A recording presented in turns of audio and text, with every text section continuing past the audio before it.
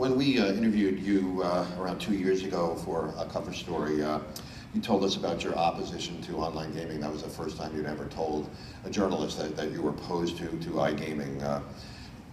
But you know, there's a lot of people that are saying that genie's already out of the bottle, that you can't put it back. Why are you continuing to oppose? That's a good sales pitch. They said genie's out of a bottle, you can't put it back. Of course you can't put a genie back in the bottle, but it's not out of the bottle. First of all, look at when a state or a jurisdiction considers legalizing gaming. Take Massachusetts. Now, I'm born and raised in Massachusetts. I still have a home there. I'm going there tomorrow. And I still have relatives and friends there. How many years have they been talking about this? And what they've come up with is 3 casinos throughout the state. That's it. They didn't say, let's say there's 6 million people. They didn't argue we're going to open 6 million casinos. But what are they doing? They're opening, if this was my cell phone, everybody's got a cell phone. Youngsters, underage, of age, for all intents and purposes, every single person. Even two of my grandchildren, one's 1.5 years old, and the other one's 3.5 years old. They could take an iPad, and they could hit the buttons on it to play the things they want to play. They can operate that better than I can. When something goes haywire and they lose the picture, they know what button to press to get the image back. I don't know how to do that. If I have to do it, I got to start all over from the beginning. It's not worth it for me to. I lose patience with that. And we're talking about a generation that if a state or the national government, first of all, this is not a states' rights issue, as the proponents would have us believe, because the internet is all over the country. It's in every home. There's no place that the internet doesn't exist, doesn't operate. So it's an over-the-state, cross-border issue. This is not a states' rights issue. The argument that they make about, well, you could regulate it. I've talked to regulators here in this state, and I've said to them, tell me one regulation that we live by in the land-based gaming that you can enforce on internet gaming. They couldn't come up with one. I'll ask you, can you come up with one idea? One thing that they can enforce? They can enforce the ID verification process. But the ID verification process, it's like my 3.5 or 1.5-year-old grandchildren, they get around anything. I have 2 teenagers, 15.5, 17.5.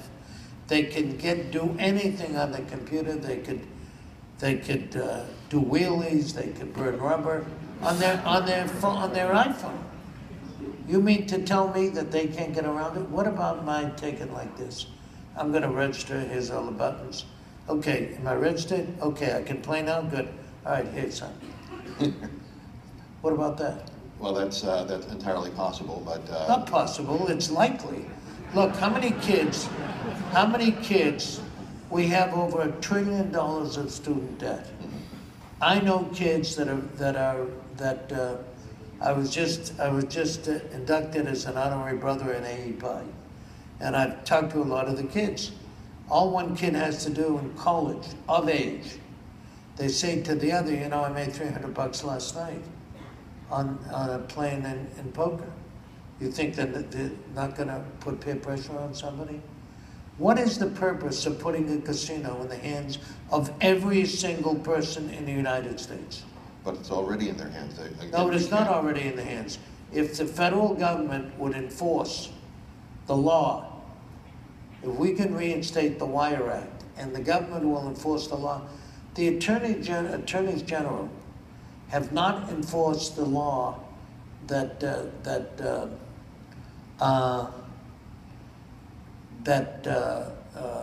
they're supposed to enforce. That says that if they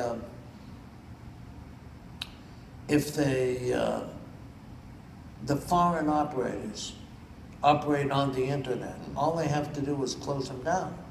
They did it on a Black Friday several years ago.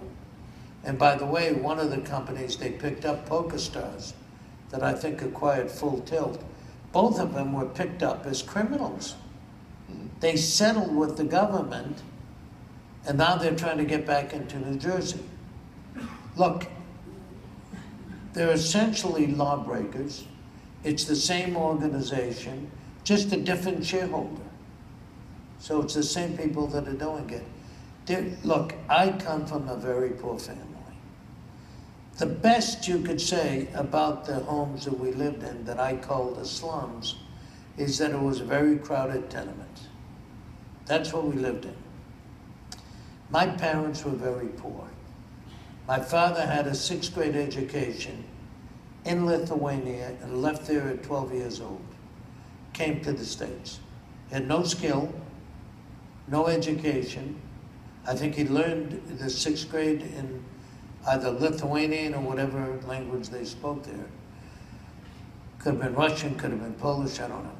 And he was poor, but he liked to gamble. He would go to Suffolk Downs with whatever spare money he had to get a job as a cab driver. And he'd like to go gamble. I can't say that my dad was addicted. I don't know, and I couldn't have assessed it at the time, nor can I look back now and say for sure that he was or wasn't. But I knew that he liked to gamble. He would go, when he retired, they moved down to Florida. They'd go to the Hialeah or some track in the daytime. In the nighttime, they'd go to either Highlight or the Dogs. They would, with their friends, they would bet on any number they could find. The treasury numbers, the Irish sweepstakes, any kind of numbers they would find. And they would bet on it daily.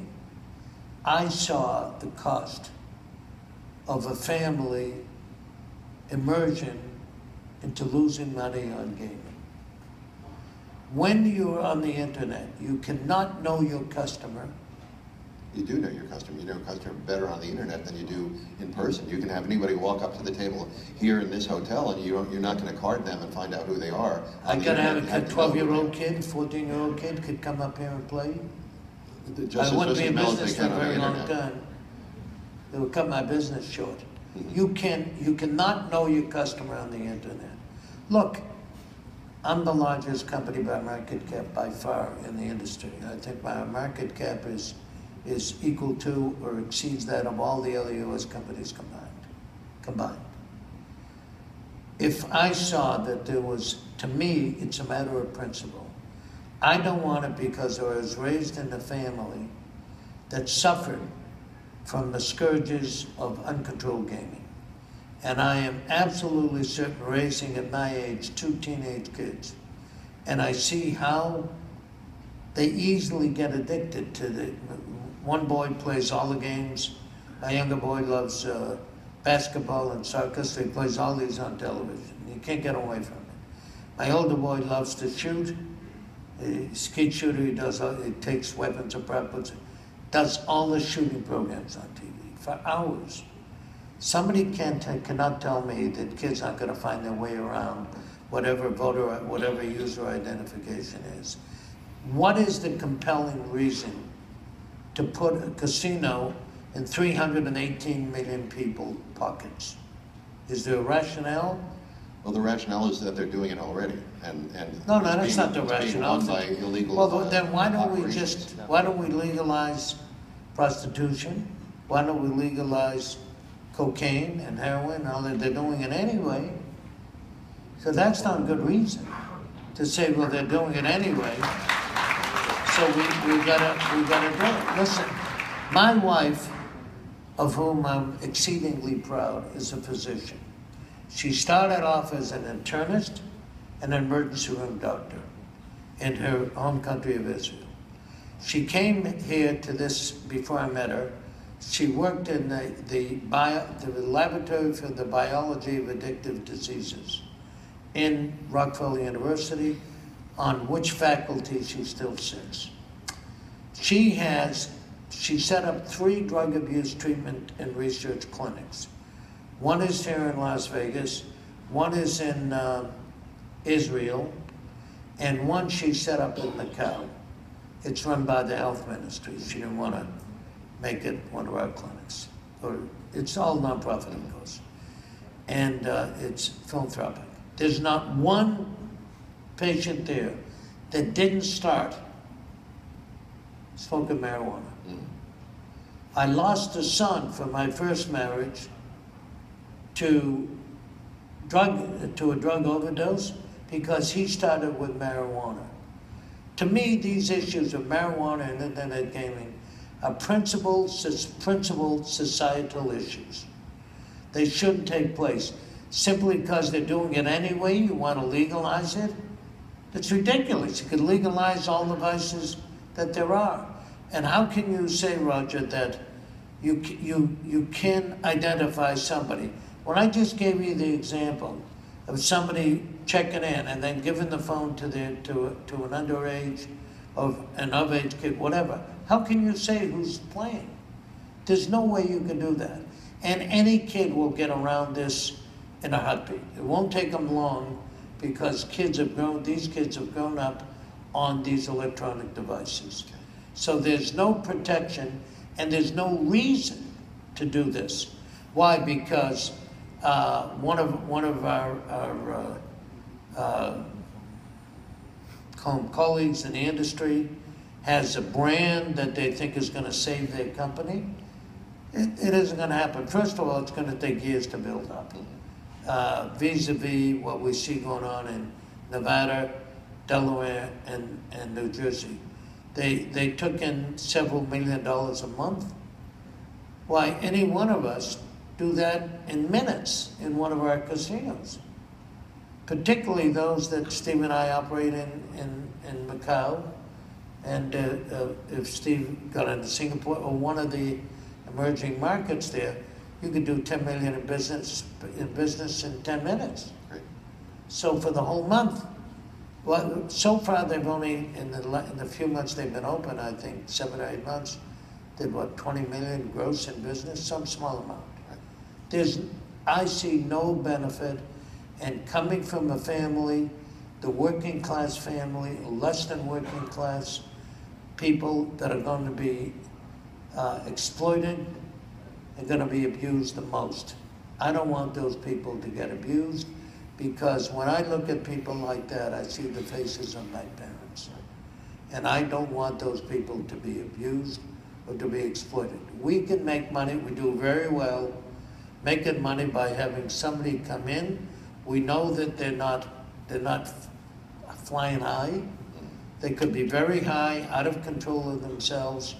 And what are they going to do with the poker players that are expert at playing poker? They're just going to clean everybody out, like they do in the poker clubs and various casinos. I just don't see that there is any compelling reason to put a casino, an electronic casino, in 318 million hands. Why? So one or two companies can try to bail themselves out with that? Well, thank you for that. I wanted the audience to hear the passion that you bring to that subject, as I heard 2 years ago for the first time, and we just heard it now. Thank you very much. You're welcome.